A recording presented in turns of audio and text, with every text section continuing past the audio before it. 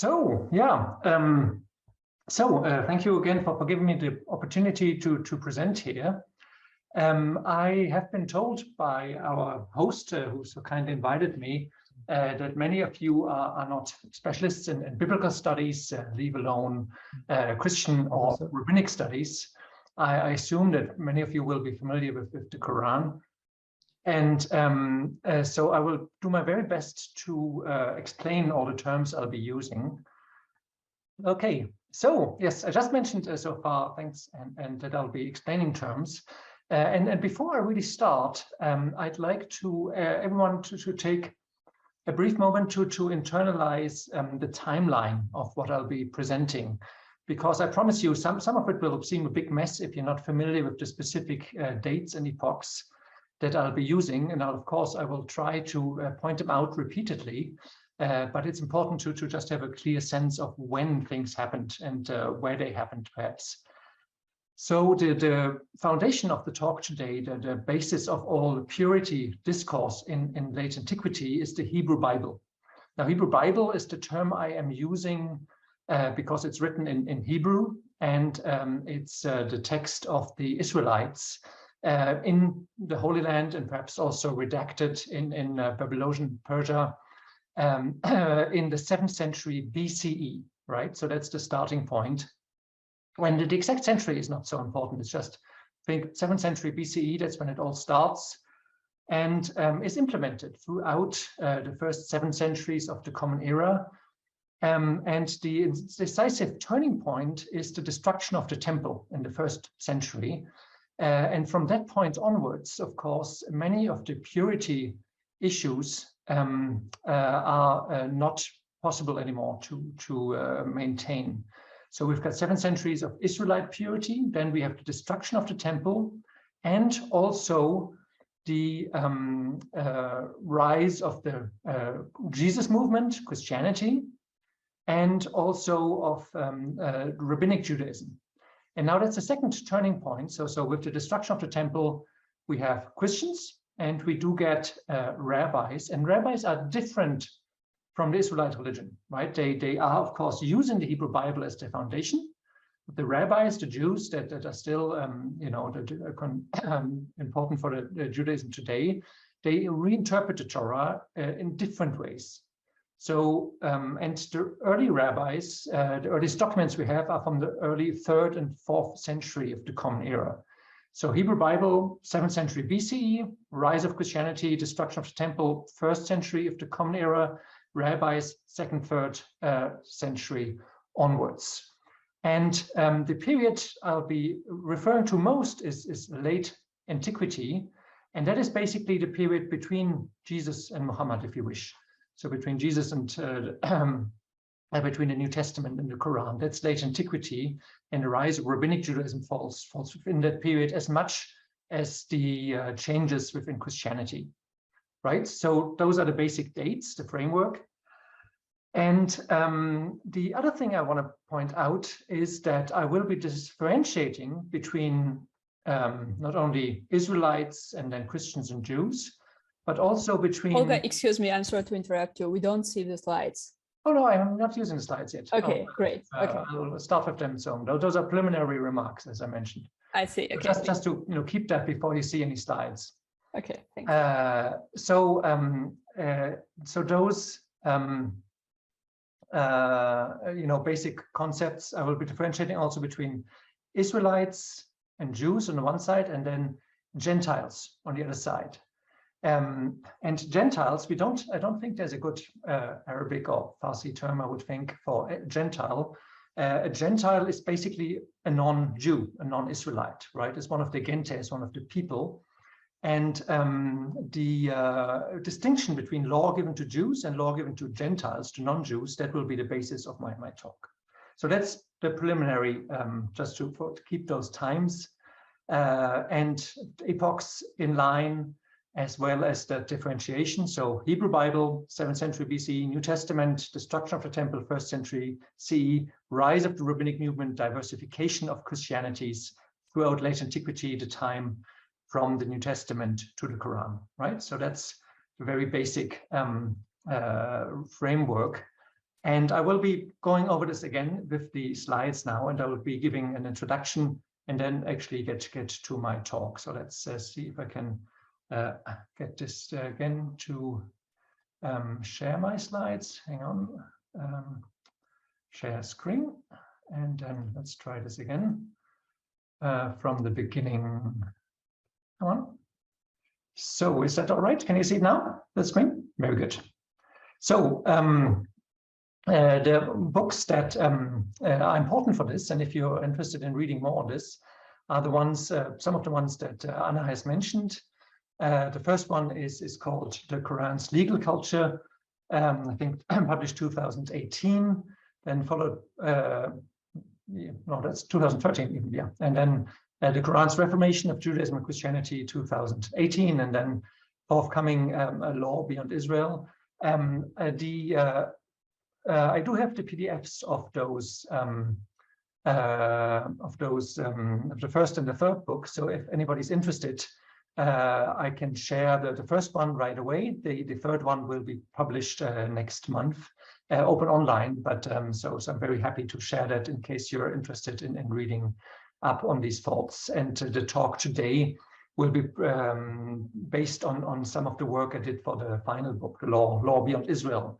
And the title here is really Beyond Israel, meaning there's laws for Israelites and then law beyond Israel, in this case for the Gentiles. And that's, so let's start with the actual work now.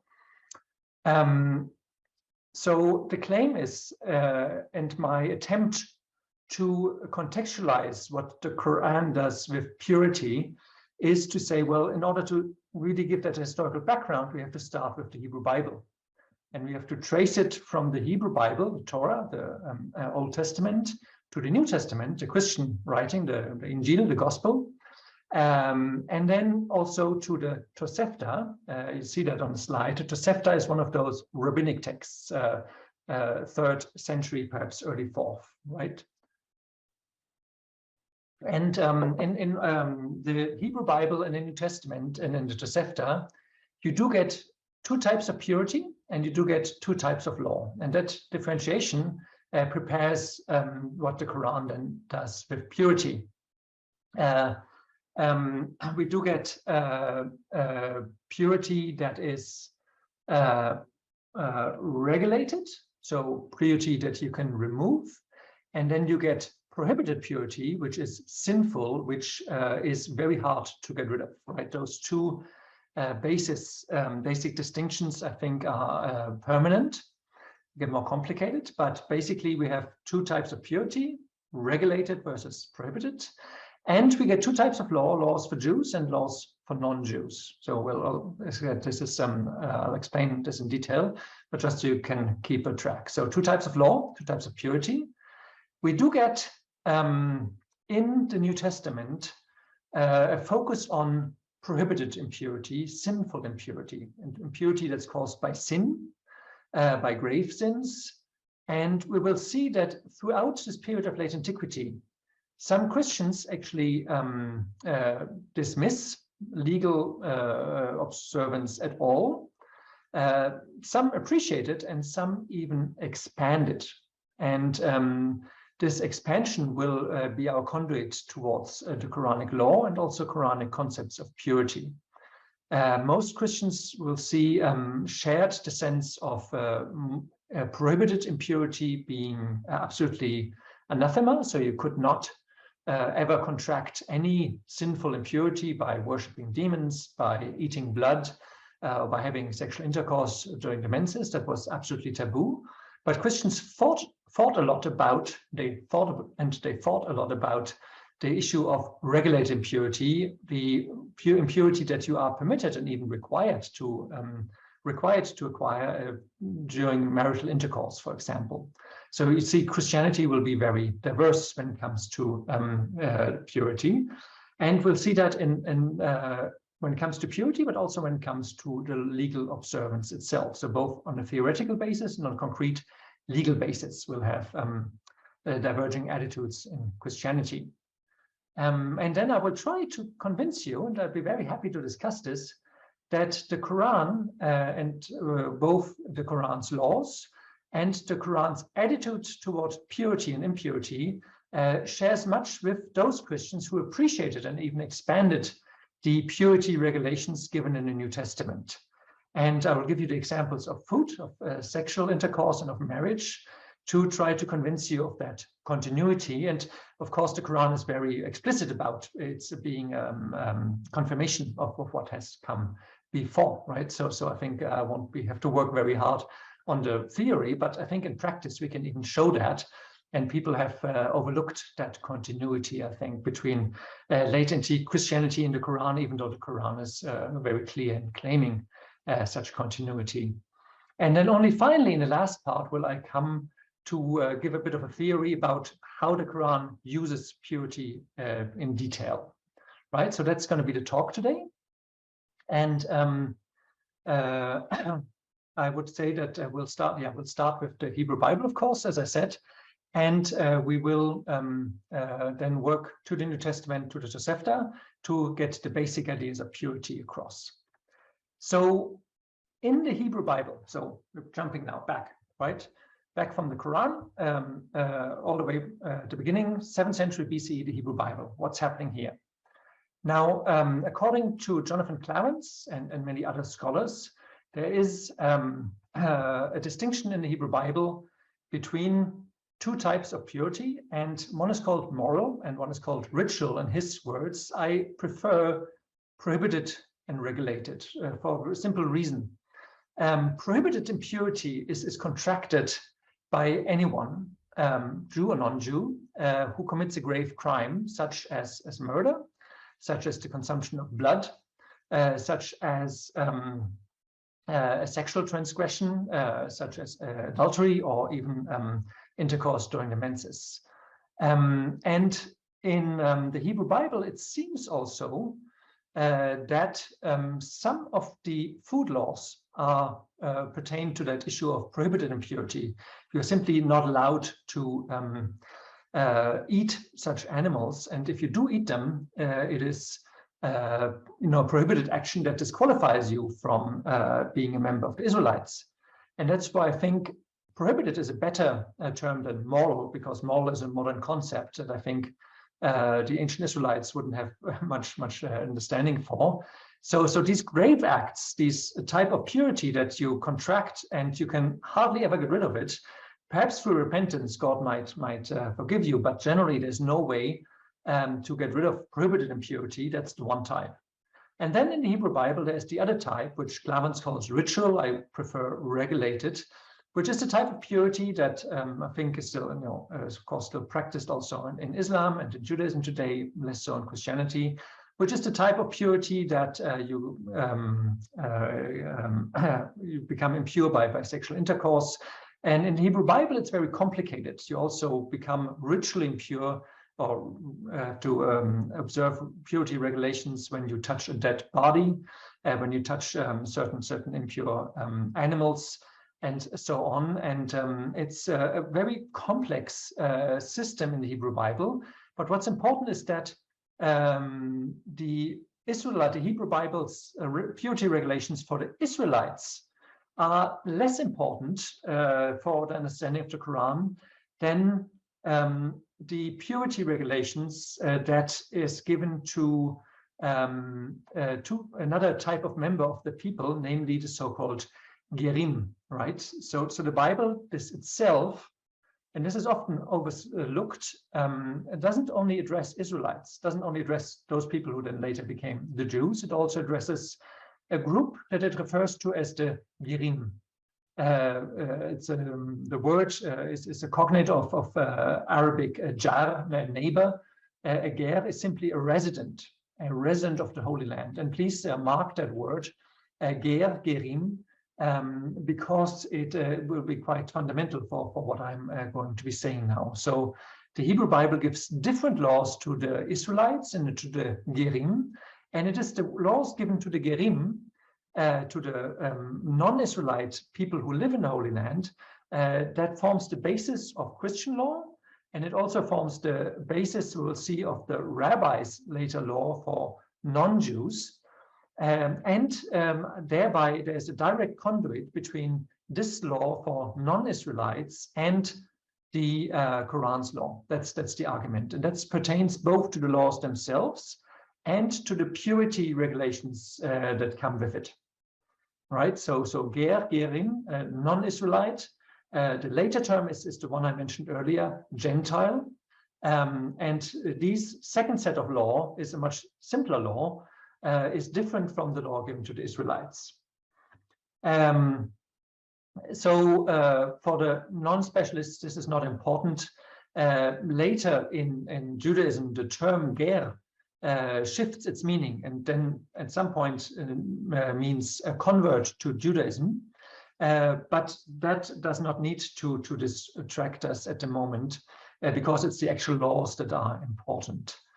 What's important is that the law given to the Gerim in the Hebrew Bible are integrated into Christianity and Judaism in two ways. In the New Testament, in a text called, in a decree called the Decree of the Apostles, in the book of Acts, we do get clear saying that Jews need to keep the Torah. There's no doubt about that, but Gentiles, they need to keep only away from 4 prohibitions. They need to refrain from idol meat, blood, strangled meat, and porneia being the large number of sexual regulations, including incest, adultery, sex with animals, and so on, according to Leviticus 18. So that's the basis, and the prohibition of blood is not only the consumption of animal blood, but of course includes also bloodshed. So the Decree of the Apostles is the New Testament's way to solve the problem, what non-Jews should do. And it seems that the New Testament bases these laws on the Gerim laws in the Hebrew Bible, which would make sense because here we have a set of laws given to non-Israelites, which the New Testament, which of course stands in continuity with the Hebrew Bible, imposes on non-Jews. And idol meat, eating blood, eating strangled meat, so that's mochenikat in the Quran, and porneia, meaning sexual transgression, paksha, if you excuse my Arabic, and those are the basic observations here in the New Testament. And what's very important is that the New Testament does not mention regulated impurity. It does mention it for Jews, but not for Gentiles. It just leaves it open, not a word. So this is what Christians will be fighting about. Whether regulated impurity, such as after sexual intercourse, whether it applies to Gentiles or not, that's the big fight throughout Christianity. Now, so this is first century Christians, or early second century, have the New Testament. The rabbis do something similar. And what the rabbis do is less important for the Quran, but still an important parallel. In this text called the Tosefta, a rabbinic composition, as I said, of the 3rd or early 4th century CE, we also get similar prohibitions for Gentiles as in the Decree of the Apostles, but they are much milder. We get, of course, a prohibition of idolatry, but instead of a prohibition of blood, it's only a prohibition of live blood coming straight off the animal. Or instead of carrion, you get only, you're not allowed to eat as a Gentile something that's still of an animal that's still alive. The rabbis agree on the prohibition of sexual transgression, which they call znut, which is like Greek porneia. The whole set of sexual regulations are the same. And the rabbis are very clear that regulated impurity, so the type that you contract but then can remove again, that this is endorsed for Jews, but it's completely irrelevant for Gentiles. So, and in these, so you see already how different the rabbis' view of Gentile law is than that of the Christians. For the Christians, the prohibition of blood, carrion, strangled meat is very strict, and they leave open at this moment whether regulated impurity, such as sexual impurity through marital intercourse, is applicable or not, whereas the rabbis are much more lenient for Gentiles and dismiss the regulations of sexual intercourse as the purity regulations as irrelevant for Gentiles, right? For Jews, very much. For Gentiles, not at all. So you can see already how the rabbis here differ.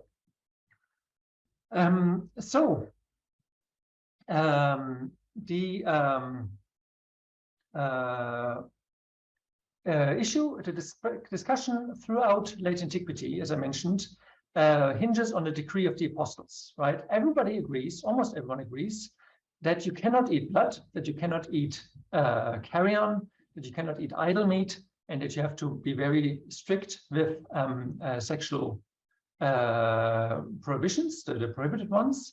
But a few church fathers, they dismissed the decree. Basically, it's really only Augustine in the Latin church, whereas most Christians endorse it, right? There's like one or Ambrose and Augustine are the only ones who say, no, we don't really do this.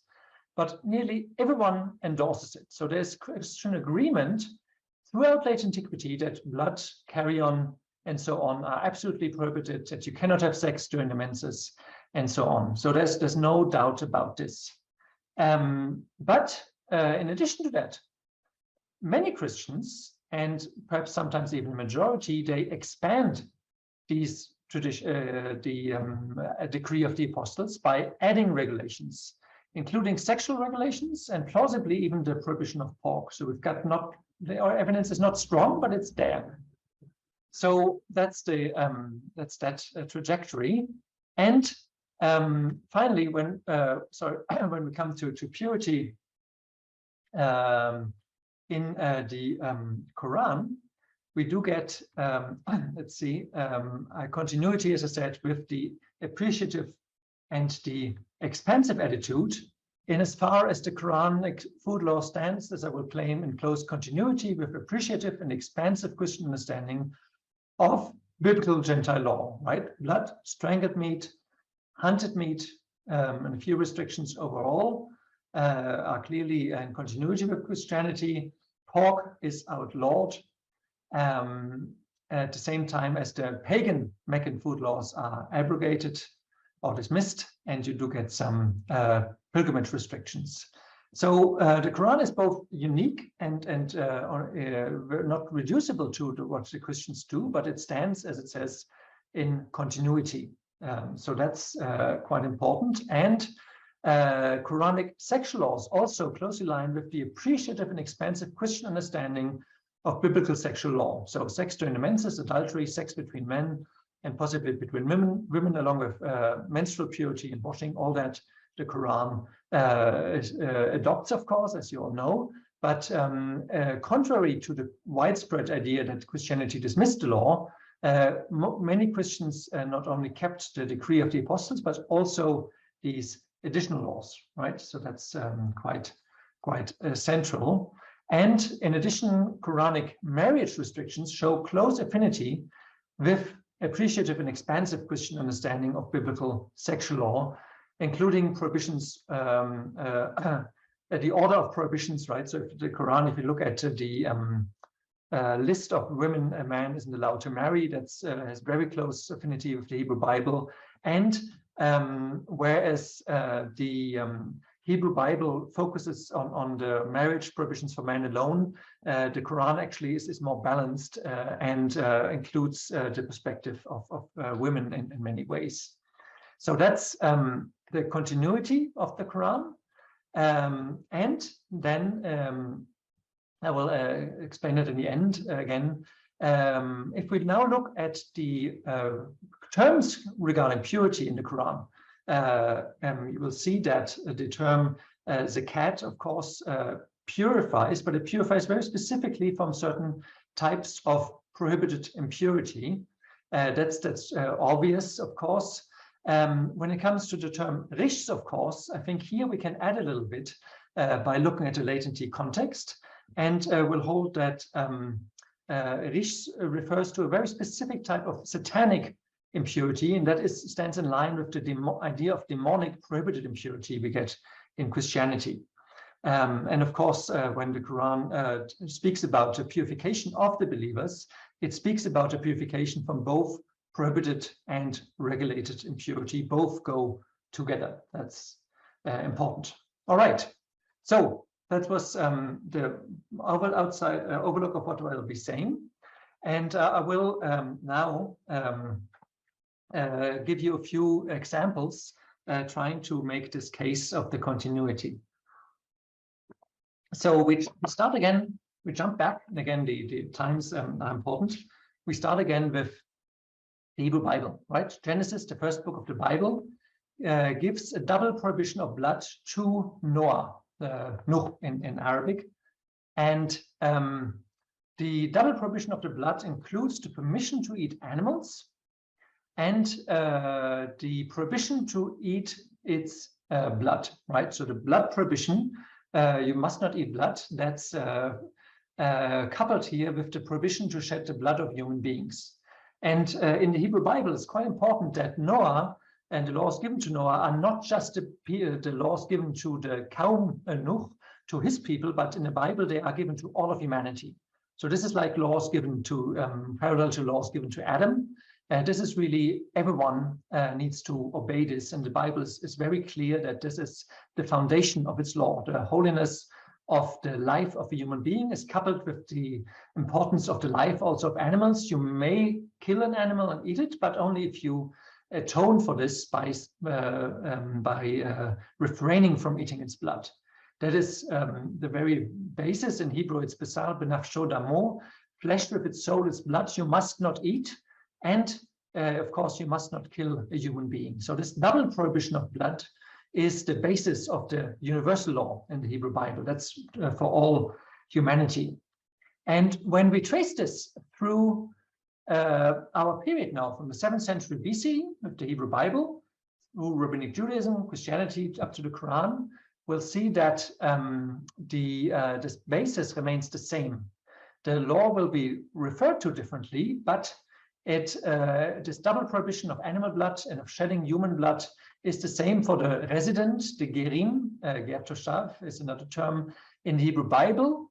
The rabbis call these laws Noahide law because they were given to Noah, but that remains the same basis, the double prohibition of blood. The nations received them, the Gentiles in some forms of Christianity, and of course the believers as much as other nations received these laws in the Quran. So we have a continuity of law, but we have changes in the conception of purity. That's important, right? So the laws themselves are not disputed, these basic laws, many others are, but the way that they are referred to in terms of impurity. And again, this is not so important for the non-specialists, but what's important is that in the Hebrew Bible, the ger, the Gentile who wants to join Israel is allowed to do so, right? So the Gentile can become an Israelite if he gets circumcised. That's the important thing. But they don't have to get circumcised, right? They can, and then they should be regarded as a native, as an Ezrach, but at the same time, they can remain Gentiles, non-Israelites. The only thing that they're not allowed to do as non-Israelites is to join the Pesach Lamb feast, but all the other festivals the Gentiles can eat. And the Bible goes so far to say that there's one law for Israelite and Gentile. That's not really put into practice, but I think it goes very far indeed to say that the ger is part of is a legitimate inhabitant of the Holy Land. So the Hebrew Bible is not exclusive. It allows these Gentiles to join, and it allows them, or even requires them, to celebrate the Sabbath, Shabbat, and then the pilgrimage festivals, Shavuot, Sukkot, Yom Kippur, and it also requires that they be purified, right? And that's the key thing. So in the Hebrew Bible, these Gentiles must observe some purity laws, which of course for Shabbat are not so important, but Shavuot, Sukkot, Yom Kippurim are festivals that take place in a temple, so where you must be not have contracted sexual or other impurity. And if they contract corpse impurity, of course, they have to also participate in a temple ritual to get rid of impurity from corpses. Now, so there's regulated impurity that's at the basis here in the Hebrew Bible, and that's what the Christians will be fighting about. But what everybody agrees on is that nobody must eat idol meat. And here you see, if you sacrifice to goat demons, to idols, you, the residents or the people of Israel. So in Leviticus, right, again, 7th century BCE, we're still in the Bible, it's very clear that Israelites and Gentiles alike are prohibited from eating anything sacrificed to idols.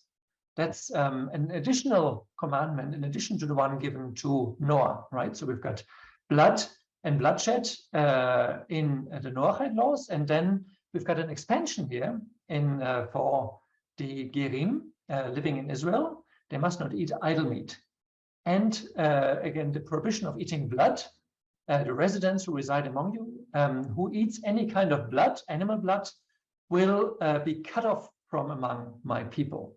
So in the Hebrew Bible, you start out with the Noahide laws, with the laws given to Noah, the double prohibition of blood, and then you do get additional laws. You cannot eat idol meat, and you also have the prohibition in Leviticus that the carrion and mangled meat are prohibitions extended to the Gentiles. In Leviticus 18, you have the clear sense that non-Israelites are also prohibited from what the Hebrew Bible calls the uncovering of nakedness. That includes adultery, incest, sex during the menses, and so on. They are also prohibited, it seems, from theft and crossbreeding of animals. Of course, magic is prohibited. They aren't allowed to castrate animals. And they are prohibited to utter blasphemies. So that's the list of laws for non-Jews in the Hebrew Bible. And now we'll see that that list is basically adopted by both Jews and Christians, even though the Jews are more lenient when it comes to Gentiles, whereas the Christians are more strict. Now, again, one bit, especially for people interested in the biblical details, the Bible has two teachings on the issue of carrion. In Leviticus, we learn that anyone, Israelite or Gentile, who eats carrion, maita, what they call nevela or treifa, so anything that's not ritually slaughtered, that they contract regulated impurity. They must bathe themselves and wait. So this, according to Leviticus, this is not regulated, but not prohibited, but regulated impurity. And that's different in the Qur'an. And it's different also for Christians. And the reason that this might be the case is the very fact that, of course, you contract prohibited impurity when you don't wash. But in another verse in Deuteronomy, another part of the Hebrew Bible, we read that nobody must eat that which dies of itself. So Israelites are completely prohibited. And here, the teaching is that the ger, the resident, may eat it. So you see, so in Leviticus, everybody can eat it, but one gets regulated impurity. According to Deuteronomy, Israelites are completely prohibited. Nothing happens to the Gentiles. Now, what's important is that in the phase up to the New Testament, yes? Holger, I'm sorry to interrupt you. I'm so sorry. But could you please speak more slowly and maybe pause between some sentences to give the interpreter time to translate the talk, because he can't really manage to translate it. Okay. Okay, thank you. That would be great. Okay. I thought I was speaking slowly, so I will make an effort to speak even more slowly. Okay, so yeah, I have to perhaps so the text, I'll perhaps be less focused on the text then and focus on the interpretation. So in the time from the Hebrew Bible to the New Testament, there was a reinterpretation of this prohibition of carrion. And we can see that in the temple scroll. And here, carry-on becomes completely prohibited. It becomes a to'ava, completely prohibited. So that's a change at the basis of the biblical law. And the carcass of any bird or quadruped, that is reinterpreted as something completely prohibited. And with the term ger is taken out here. So Israelite and foreigner, Israelite and Gentile are now completely prohibited. Okay, so if it's too fast, then I will skip what the rabbis are doing, and I'll just explain that to you in a few sentences. And we'll jump to the New Testament. So the rabbis take these laws of the ger in the Hebrew Bible, so the laws given to non-Jews, and they apply them to what they call the Noachites. And in their interpretation I've mentioned is more lenient. The Noachites for the rabbis are allowed to eat carrion, they are allowed to eat blood of a dead animal, and the only point of continuity here is that they are prohibited to do anything sexual. So that's why the Christian interpretation of these Gerim laws is more important for us. So this is, now we jumped, we left out the rabbis because if I speak more slowly, I of course can't say as much. And we're going to jump now to the New Testament. Is that pace better now? Mr. Interpreter, is that okay? Or Mrs. I don't know who's interpreting. Yes? آقای نوریان منظورتون چیه؟ Yes? No? Maybe? Even slower? خب پس ایشون یواشتر حرف بزنن. Okay, خیلی ممنون. Yes, I mean even slowly if you can. Okay. So no, that's okay. So I've never translated a talk simultaneously, so I don't know what it feels like. Okay, so let's jump. We are with Christianity now, 2nd century. And this is what the apostles in the New Testament say the Gentiles must do. They say it has seemed good to the Holy Spirit and to us, the apostles, to impose no further burden than that you, the Gentiles, abstain from what has been sacrificed to idols, idol meat, and blood, and what has been strangled, and from fornication. So fornication, that's a term, of course, referring to Leviticus 18, all the sexual laws, and the other terms are the ones I already introduced. Any animal not ritually slaughtered with its blood in is prohibited, as long with the blood itself.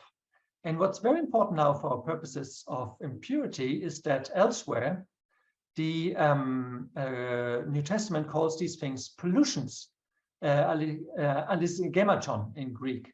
So these pollutions are caused by animals that are strangled and by blood and by idols and of course by sexual transgressions. And this idea of impurity here is clearly prohibited impurity, right? If you cause idol meat, no washing will help. This is prohibited impurity. And the issue is the term strangled is widely tested. It simply means not ritually slaughtered. We know that from other sources I won't go into now. And if we now trace this decree of the apostles, this Christian idea throughout late antiquity, and I will be quick here, we'll see that the Eastern and Western church councils, the Christian exegetical sources of the New Testament, they all agree that the New Testament decree of the apostles is valid. There is one codex or two that abbreviate it, and there is St. Augustine, the church father, who says that those who abstain from what dies of itself, from carrion, from food offered to idols. The Christians still do that, but it's actually only intellectual. He says that this is not really important to do. And even says that anybody who, when he kills a bird or a hare and slaughters that hare by pouring the blood out, he's being laughed at. Now, I begin with Augustine, and this is crucial, to say how different he is. Augustine stands out. He's the only one next to Ambrose, his fellow, who really gets rid of these laws. And this is why you might have heard that Christians really abrogated all laws, but that's not true. Almost all Christians, with, as I said, just these two exceptions, do just the opposite. They make these laws more strict. And Tertullian, an early Christian, is a good example. He says that the blood of animals is so dangerous and must be avoided at all cost, and so not to be contaminated. So here, prohibited impurity is the real problem.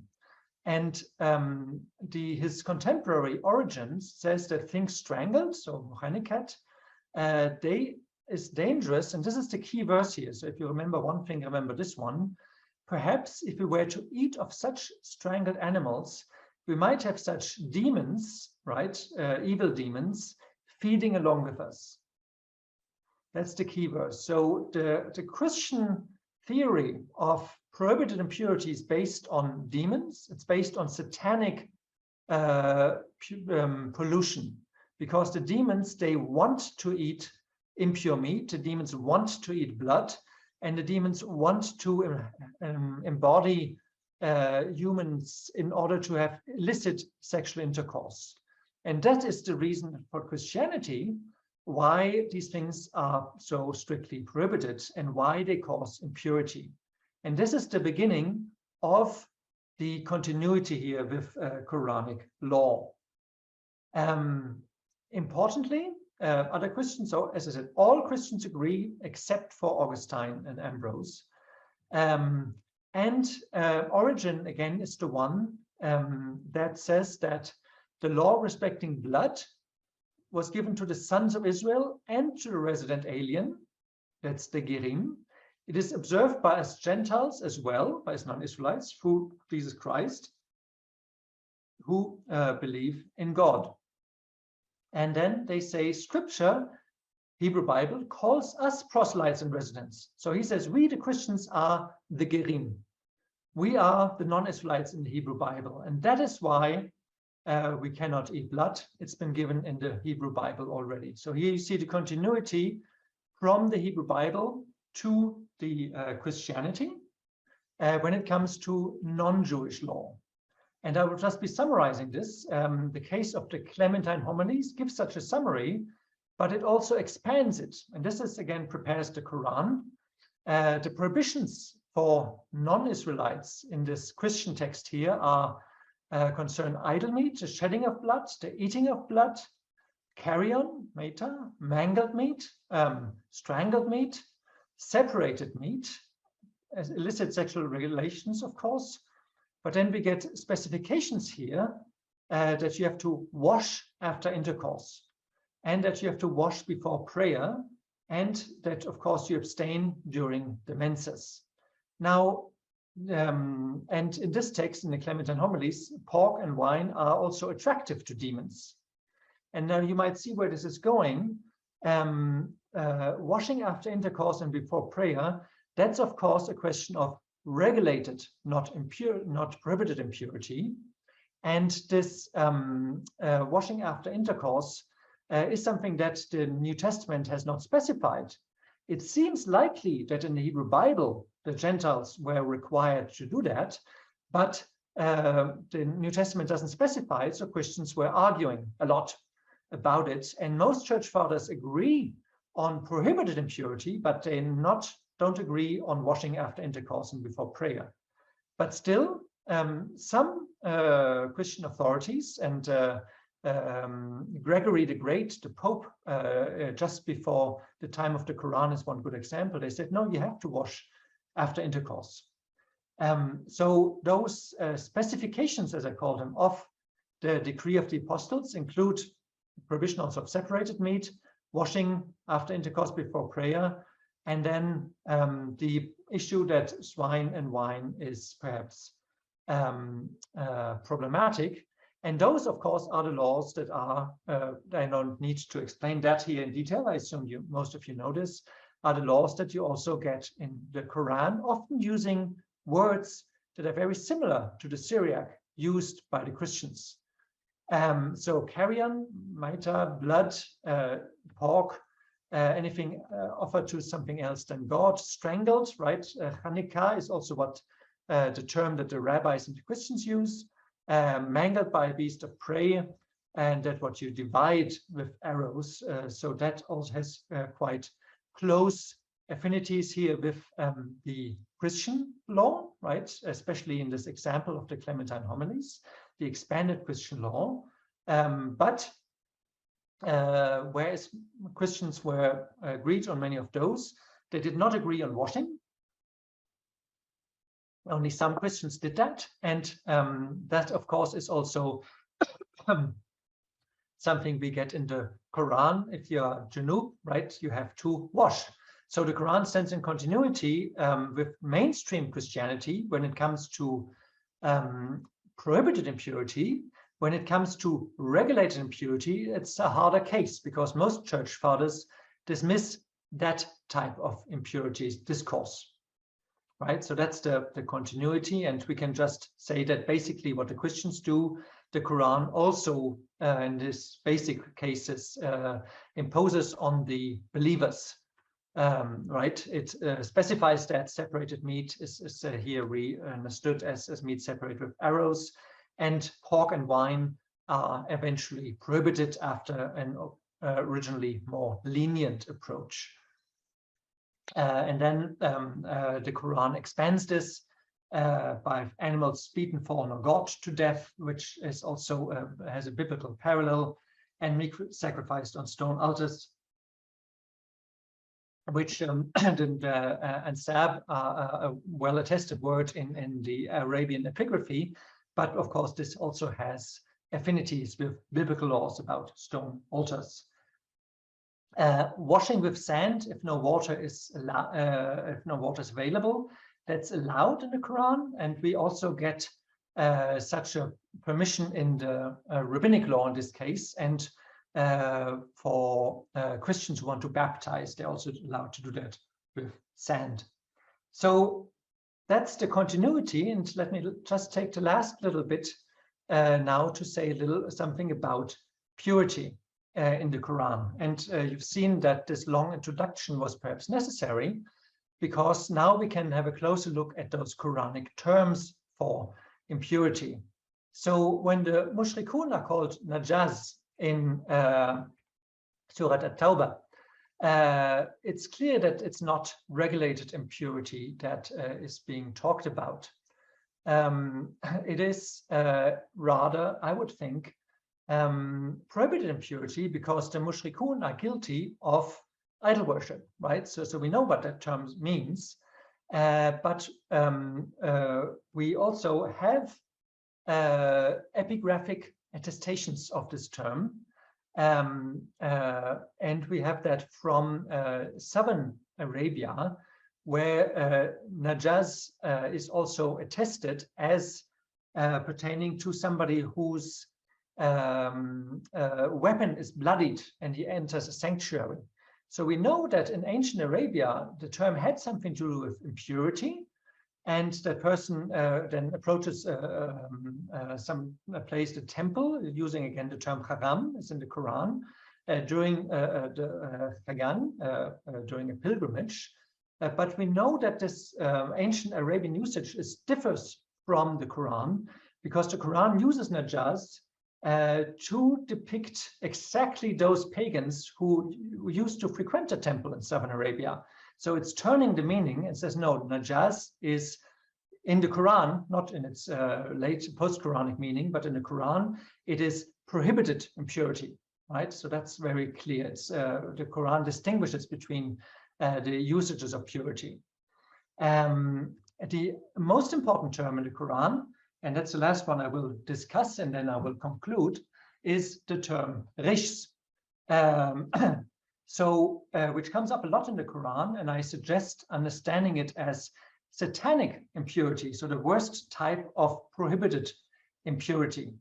And if you go to Surah 6:145, we learn that carrion, spilled blood, flesh of swine, is called rijs, as is an impiety offered to other than God, so idol meat. And it's important here to see it's not only pork. If you look at the grammar, illa an, it is everything listed here, carrion and spilled blood and the flesh of swine, which is all called rijs. So it's all those prohibited foodstuffs. And elsewhere, the state by calling the wine, gambling, sacrificial stones, and arrows rijs min amal al-shaitan. So that is a satanic rijs. So this is the worst type of impurity, and it, I think, becomes clear that the entirety of what the Quran prohibits is going in the direction of such impurity, right? And whoever follows Satan's footsteps and commits any sexual transgressions will not ever be pure. So the juxtaposition between rijs and purity is as clear as it is in the Christian discourse. And this is, as I said, not something that will be new to you if you know the Quran, but of course the continuity here with Christian discourse and with the connection with the demonic, that might be new. And I think that zakah and tahara are of course ways of reducing minor transgressions, minor impurities, but the major ones only God of course can reduce them. So there's many examples that could be used here. I'll not linger on this too much. God removes rijs from the people of the household, right? You know the verse. If you maintain the prayer and pay the zakat, so you pay zakat to lessen your burden of such impurity, but it's a gradual affair, right? There's worse provisions, there's minor ones, and you can improve it a little bit by good deeds, which is also what the Christians would do by giving charity, by giving to the church, by feeding the poor. It is the same actions that purify. Now, one verse seems odd in the Quran, and that is 8:11. And I will conclude with this example. We learn here that God covered you, the believers, with drowsiness from him, and he sent down water from the sky to purify you, to take away the rijs of Satan, right? A different word here, and to fortify your heart. And this is odd because here the term means punishment. Now, the Quran does not necessarily think that the Quran punishes people. God punishes people. And the meaning of rijs here is somewhat confusing. So I had a look at a few of the manuscripts, and it is, I think, rather important that in 4 of them that I have found, we read not rijs, but rijs, impurity, as here in manuscript Arab 330. And so we also have in this verse, we have Satan's impurity that God has removed. So I'm suggesting that the Quran's terminology, I think, is very consistent here. And of course, the same reading also comes up in the Qira'at, right? It's well attested in the Islamic tradition, as well as attested in these manuscripts, Marcel 9, Arab 330, Arab 331, and then one copy of the Quran in Cairo, Hyphen Sidki has published on this. So to conclude, I would say that the Quran is very consistent in juxtaposing regulated and prohibited impurity, And we should also in this case read riches, not punishment, but impurity. And I think the cases of junub are no need for us to go into them. That is the type of regulated impurity. Oh yeah, if I have another minute, or should I stop? Perhaps one last thing then, if I can, on the issue of the menses. Here also it is clear that we're dealing with prohibited impurity, right? Sex during the menses is simply prohibited. But you might wonder, what is the adan, if you excuse my Arabic, that the Quran talks about? What type of suffering is this? And the law is clear, but how is it to be interpreted? So here we have a case of regulated impurity, but what is the reason for it? Why does the Quran legislate this? And I have no decisive answer. Of course, it does stand in continuity with Christian and Jewish purity regulations. Everybody agrees you cannot have sex during the menses.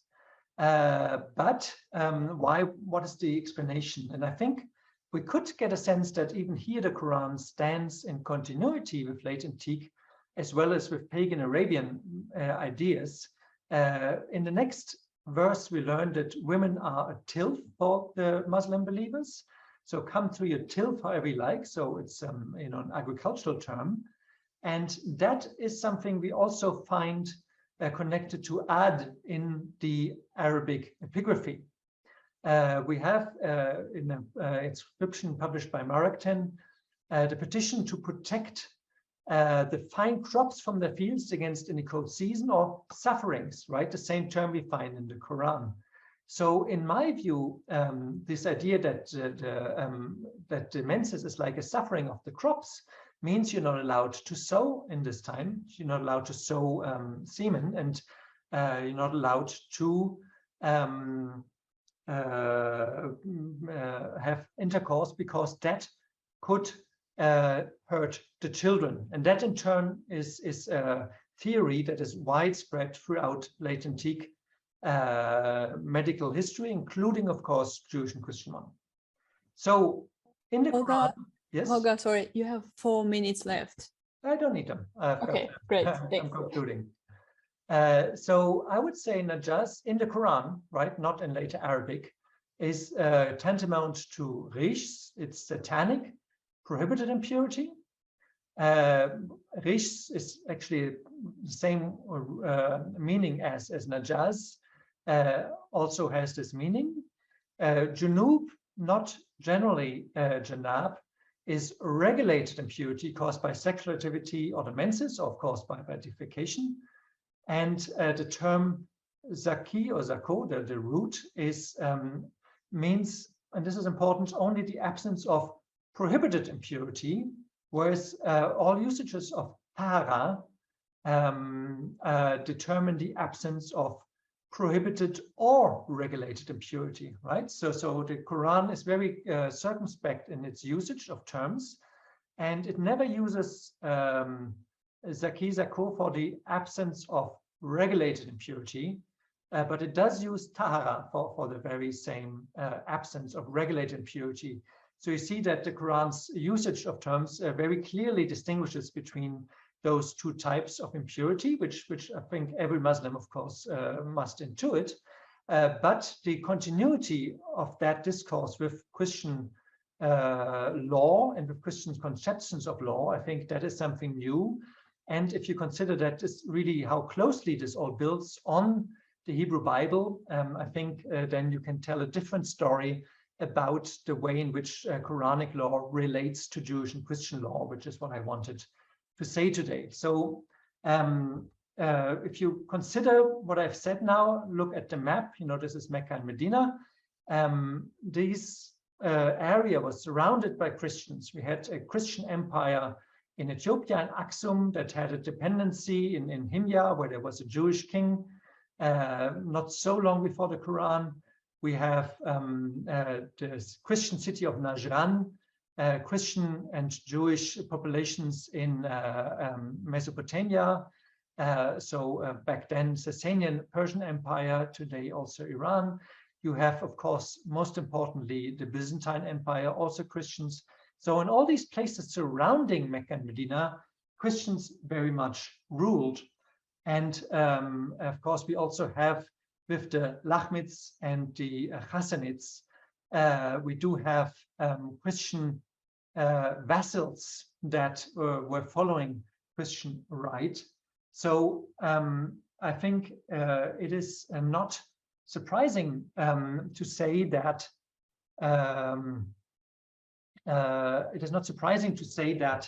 the Quran actually does what it claims it does, and that is to stand in continuity with biblical law and with the law that was given to the Israelites, the Jews and the Christians before it.